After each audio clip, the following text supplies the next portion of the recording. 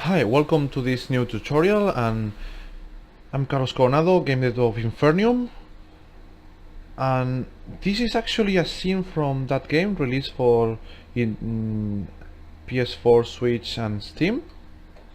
And in this tutorial I'm actually going to talk about the lighting of this scene.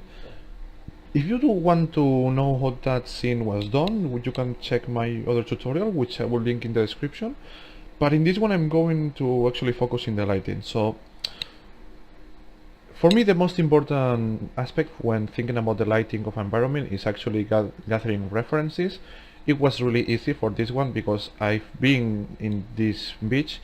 This is actually Macarayeta Beach in Menorca, and I really had a really clear image in my mind of how the mood and the lighting of the scene I wanted to be. I wanted it to be really Mediterranean, really kind of dry rock, turquoise and really nice blue water, really clear water kind of, and the gray of the rocks and the cliffs. So that's the main color scheme for this scene.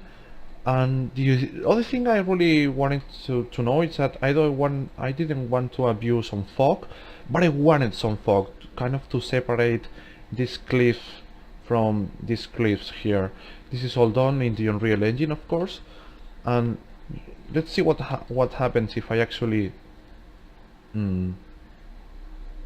disable the fog. So this is with the fog enabled, this is with the fog disabled. As you can see, like the sky becomes really dark, and these cliffs here, it's not really separated from these cliffs here, so we don't have this really nice silhouette here and here. And yeah, so Carlos, why are you talking about the fog if this is a lighting tutorial? Well, because for me the fog is so important when making the lighting. It's actually the first thing I tweak when I light my environments, the fog. So I'm just going to put it back, and you can see now it's so much better now.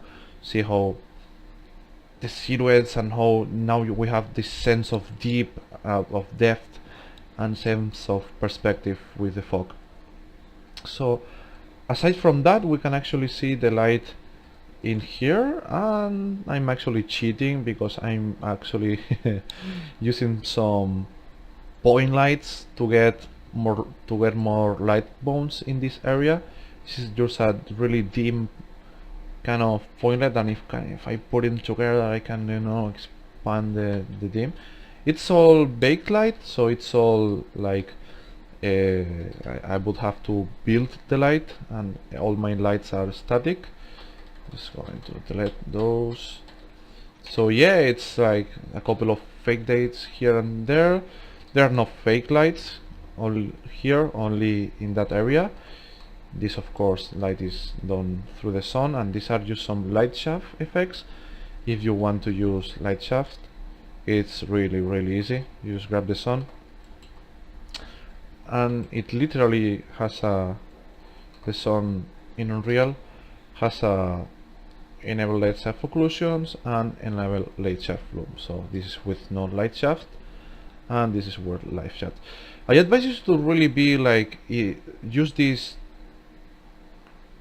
kind of edits cleverly, because it's really easy. This is the Unreal Engine, it's really powerful, and if I'm a noob, say I want light shaft, yeah, fuck yeah, let's put some bloom, yeah, and some more occlusion, like something like crazy, like. And now this is really literally too much. Now it's, I don't even like it. So let's go back where we were. Okay, and now I have the ugly preview. Don't worry, let me just reopen the level. That's it.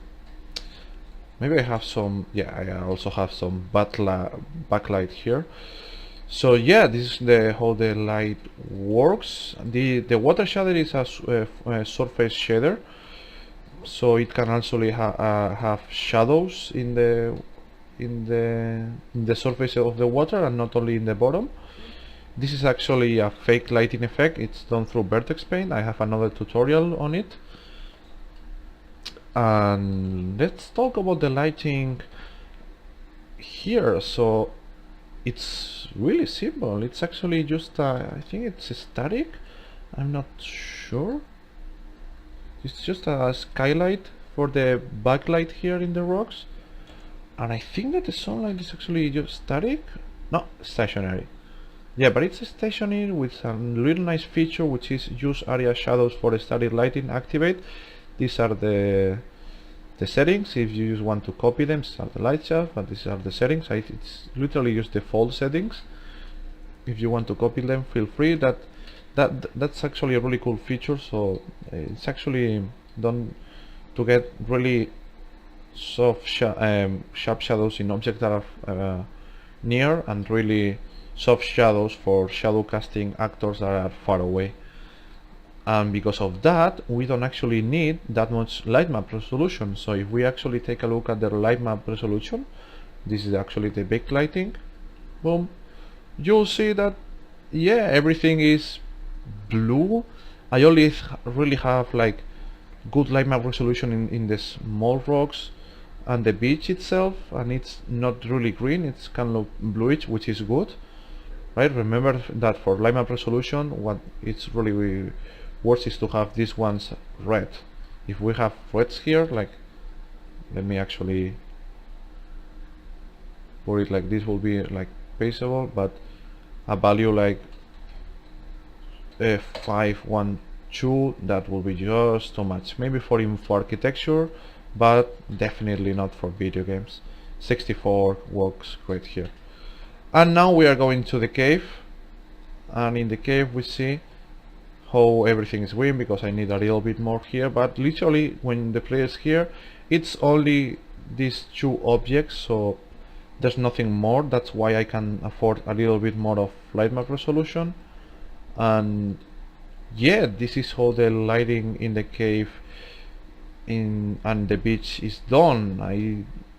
There's not really nothing unique on it, but I think that with a couple of tweaks and literally knowing what you're doing, you can really achieve a really good lighting effects and lighting setups in your environments. So yeah, that's all for this tutorial, and hope you like it. Bye.